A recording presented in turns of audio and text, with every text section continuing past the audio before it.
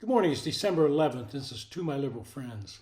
The protest on college campuses in support of Palestinians is going to cause some major repercussions in the future, and some of the outcomes could be positive. At least I hope they are. The first salvo was fired when the presidents of Harvard, MIT, and Penn appeared before a House committee. The questioning was led by Congresswoman Elise Stefanik, who is a graduate of one of these universities. She asked all three of these academic leaders a simple yes or no question. Quote, does calling for the genocide of Jews violate Penn's rules of code or conduct? Yes or no? End quote. This was a question posed to Elizabeth McGill, the president of Penn. The same question was asked to Claudine Gay, the president of Harvard.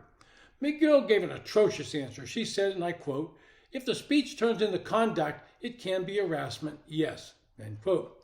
Stefanik followed up by saying, conduct meaning committing the act of genocide? The speech is not harassment?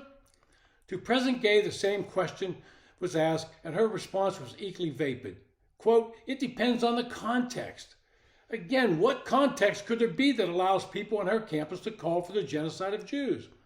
None of these three women, presidents of elite universities, and I suggest some other presidents could have been placed on that panel, were willing to show the courage it would take to denounce these calls for the elimination of Jews in Israel. That would put them at odds with their liberal faculty members and would force them to shut down some of these demonstrations. A day after the hearing and seeing the massive backlash they had received, they all tried to walk back their comments. In the end, it cost Ms. McGill her job at Penn, and there are growing calls for Ms. Gay to step down as well. Ms. Gay gave an interview to the Harvard Crimson, the school newspaper, where she said she regretted her words, but again refused to condemn the calls being made by protesters. What these academics tried to hide behind was the Constitution right to free speech. This was going to be their defense. But that did not play well, and even with Democrats in Congress cringed when they heard their answers. Representative Hakeem Jeffries, the Dallas Democratic leader, said it is important for every university leader to make clear that anti-Semitism has no place on a single college campus. Second Gentleman Doug Emdorf, the husband of Vice President Kamala Harris, weighed in on the controversy at Thursday night's lighting of the National Menorah. Quote, we've seen the presence of some of the most elite universities literally unable to denounce calling for the genocide of Jews as anti-Semitic. That lack of moral clarity is simply unacceptable, end quote. To put this in perspective, what do you think the response of these presidents would have been if a group like the Ku Klux Klan had marched on their campuses calling for the genocide of all black people? Do you think they would have said they have free speech and want to put the protests in context? You can bet they would have shut down those in a moment, and they should have. And these presidents should be denouncing them in full throat.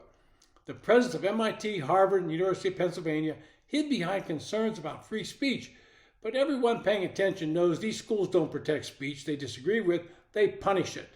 Harvard President Claudine Gay has presided over the ouster of professors for speech that violated progressive orthodoxy. Harvard's Title IX training says using the wrong pronoun qualifies as abuse.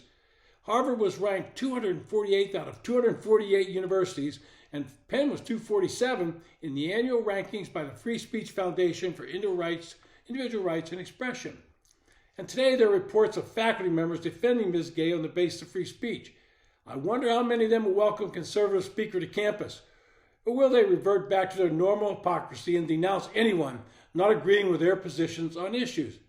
I'm guessing it will be the latter, because they're the ultimate hypocrites who cry free speech when it serves them but ignore it when it does not.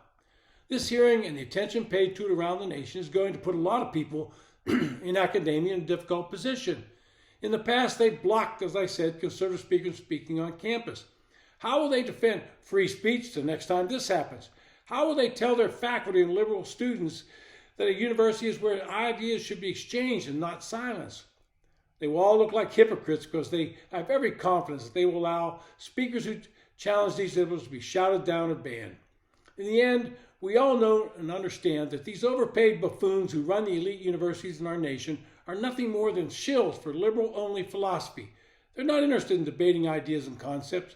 1,000 years ago, they would have been denouncing anyone that had the temerity to suggest the world was not flat, that the sun did not revolve around the earth. That is when education ceased to be what it purports to be, and only an echo chamber for those that drown out any idea that does not conform to their way of thought. This has been To My Liberal Friends. Thanks for listening.